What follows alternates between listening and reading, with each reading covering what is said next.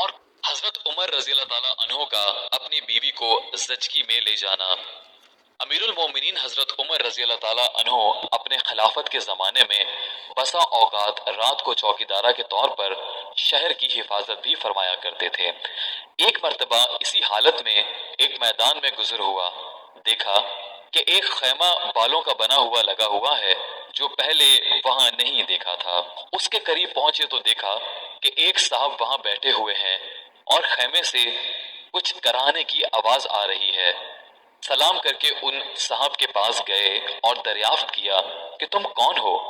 انہوں نے کہا ایک مسافر ہوں، جنگل کا رہنے والا ہوں، امیر المومنین کے سامنے کچھ اپنی ضرورت پیش کر کے مدد چاہنے کے واسطے آیا ہوں۔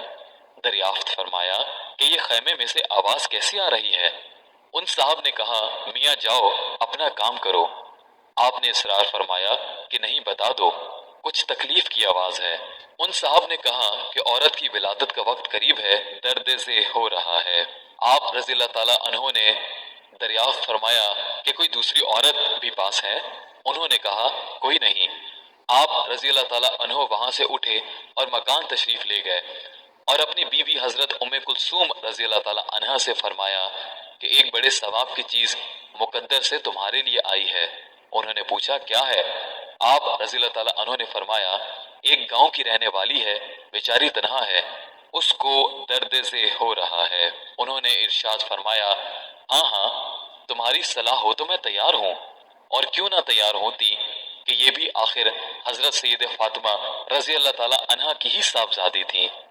حضرت عمر رضی اللہ تعالیٰ عنہ نے فرمایا کہ ولادت کے واسطے جن چیزوں کی ضرورت پڑتی ہو، تیل، گودڑ وغیرہ لے لو، اور ایک ہانڈی اور کچھ گھی اور دانے وغیرہ بھی ساتھ لے لو، وہ لے کر چلیں۔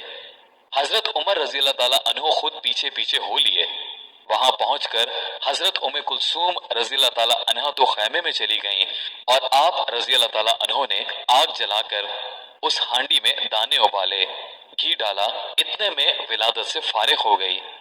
اندر سے حضرت ام کلثوم رضی اللہ تعالیٰ عنہ نے آواز دے کر عرض کیا امیر المومنین اپنے دوست کو لڑکا پیدا ہونے کی بشارت دیجئے۔ امیر المومنین کا لفظ جب ان صاحب کے کان میں پڑا تو وہ بڑے گھبرا گئے۔ آپ رضی اللہ تعالیٰ عنہ نے فرمایا گھبرانے کی بات نہیں، وہ ہانڈی خیمے کے پاس رکھ دی کہ اس عورت کو بھی کچھ کھلا دیں۔ حضرت ام کلثوم رضی اللہ تعالیٰ عنہ نے اس کو کھلایا، اس کے بعد ہانڈی باہر دے دی۔